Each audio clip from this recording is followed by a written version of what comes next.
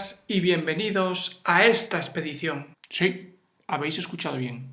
He dicho expedición.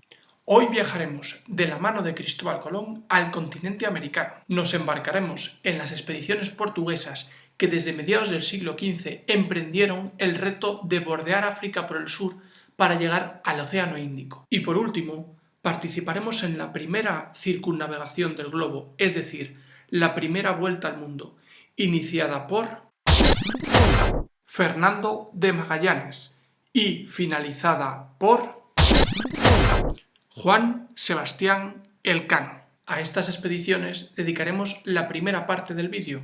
La segunda se centrará en las culturas precolombinas, es decir, aquellos pueblos que habitaban América antes de la llegada de los españoles. Nos centraremos en tres: los mayas, los aztecas y los incas. Pero antes de zarpar a nuestra expedición, creo que ha llegado el momento de contarlo. No es una tarea fácil, pero voy a hacer un esfuerzo. Estábamos a principios del mes de noviembre. Tenía que entrar en un aula donde enseguida me di cuenta que el ambiente no era el más favorable para impartir una clase. Tenía ante mí a más de 20 alumnos, aburridos, cansados y sin ningún interés por lo que iba a pasar en ese momento en clase. Fue entonces cuando decidí saltarme a la torera todo lo que tenía planeado y cambiar de táctica.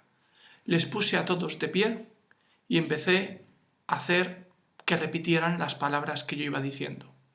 Estábamos explicando el feudalismo y el auge de las ciudades y explicando la importancia de las ciudades como ámbito de libertad ante el campo donde habitaban los señores feudales con sus siervos. Poco a poco la cara de esos 20 alumnos fue cambiando. Estaban de pie, repitiendo como un coro la palabra que yo iba diciendo, y a continuación otra y luego otra, de tal modo que me sentía como un director de orquesta, y así se lo hacía saber. Yo movía las manos y ellos se movían de lado a lado repitiendo las palabras que yo iba pronunciando.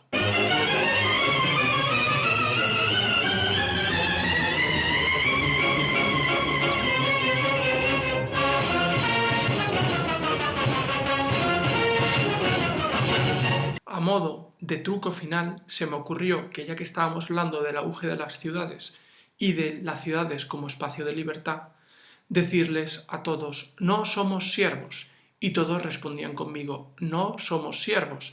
Y yo volví a decir: no somos siervos. Ellos respondían: no somos siervos. Y vi que había una persona, que evidentemente no diré el nombre, que lo decía con mucha alegría y que incluso se movía de lado a lado, más o menos así. No somos siervos, no somos siervos, no somos siervos, no somos siervos. Pero algo sonaba mal, así que decidí acercarme poco a poco a esa persona y escuchar atentamente lo que decía. Y ahí llegó mi gran sorpresa.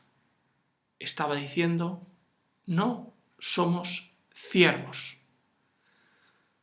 Bien, esto era simplemente lo que quería comentar. Se ha convertido en un lema ahora mismo en mi clase. De hecho, el día de mi cumpleaños me encontré la pizarra de mi tutoría llena de felicitaciones, bromas, dibujos, chistes y una frase que entre varias exclamaciones ponía: Carlos, no somos ciervos. Bien, una vez contada la anécdota, ahora sí, vamos a hablar de historia.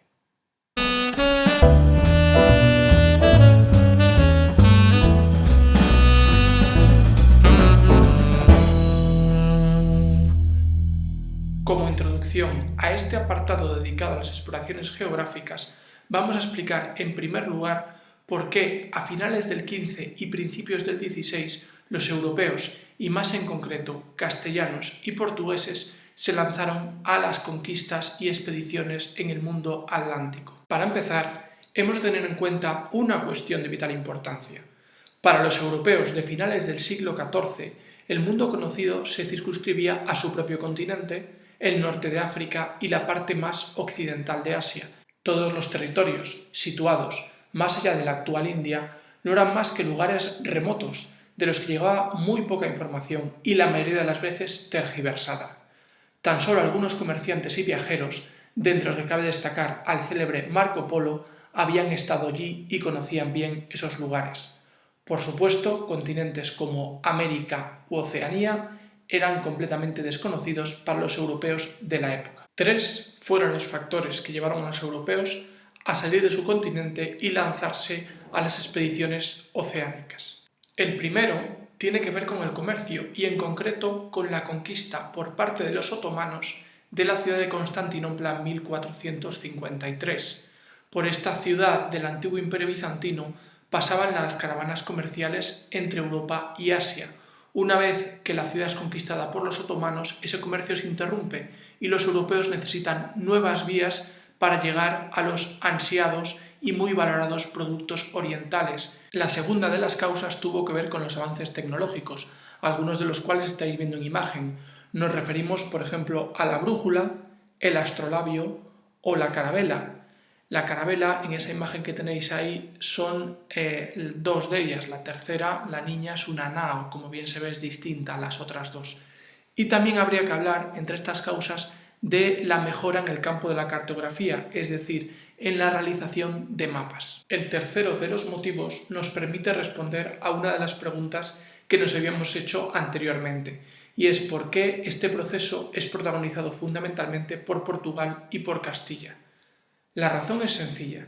Se trataba de 2 reinos que llevaban varios siglos reconquistando terreno en la península, es decir, en constante expansión. Una vez finalizada esa reconquista en el siglo XV, se vio como algo natural seguir la expansión en otros territorios. En su camino hacia Asia, los portugueses escogieron la ruta que cruzaba África por el sur. En el desarrollo naval de Portugal fue fundamental la figura del infante Don Enrique el Navegante. A partir de ese desarrollo naval, los portugueses fueron conquistando y colonizando en primer lugar Madeira y las Azores, hasta que finalmente Bartolomé Díaz cruzó el Cabo de Buena Esperanza. La culminación de las expediciones portuguesas se produjo en 1498, año en que Vasco da Gama llegó a la India. De entre las expediciones castellanas, cabe destacar, en primer lugar, el descubrimiento del Nuevo Mundo, es decir, América, por parte de Cristóbal Colón. Al hablar de este genovés, hay que tener en cuenta 3 cuestiones. La primera de ellas, Colón no fue el primero en mencionar, en decir que la Tierra era redonda. Desde la antigüedad ya había habido muchos teóricos que habían expresado esa posibilidad. La segunda cuestión a tener en cuenta es que él nunca fue consciente de haber descubierto un nuevo continente. Él pensaba que había llegado a Asia, más en concreto a Cathay y a Zipango, que serían las actuales Japón y China. Y por último, hay que decir que aunque llegó a América, Cristóbal Colón se equivocó en sus cálculos.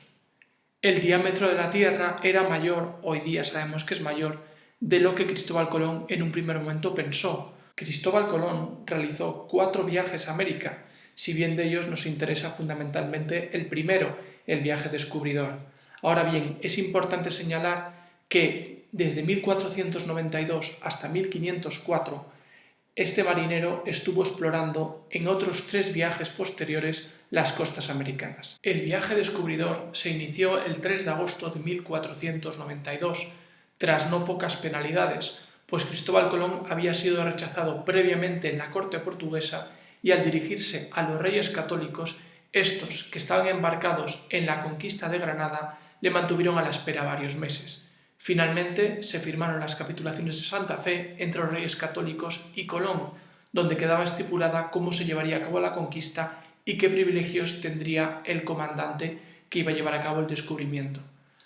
A partir de ahí, 3 de agosto de 1492, Colón, pasando por Canarias, fue por todo el océano Atlántico hasta que el 12 de octubre de ese mismo año llegó a América. El descubrimiento de Colón afectó a las relaciones entre Castilla y Portugal, pues ambas potencias comenzaron a disputarse el dominio del océano. Para poner fin a esas rivalidades se firmó en 1494 el Tratado de Tordesillas.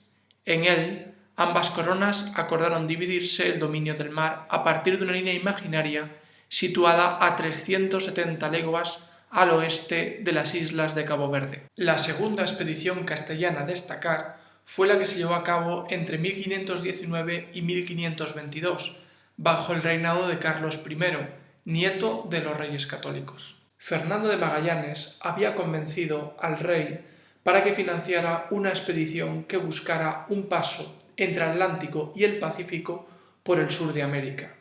Ese era en principio el objetivo, y así lo llevó a cabo Fernando de Magallanes, que cruzó el estrecho que hoy día lleva su nombre. Ahora bien, llegados a las Islas Filipinas, Magallanes es muerto en un combate con los indígenas, por lo que Juan Sebastián Elcano toma el mando de la expedición.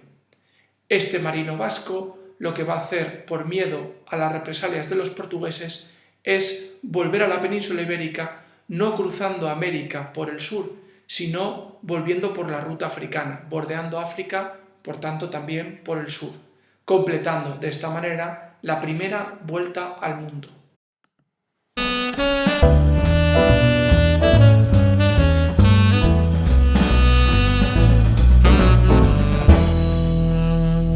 De manera muy breve vamos a abordar la explicación de las tres culturas precolombinas de las que hablamos anteriormente.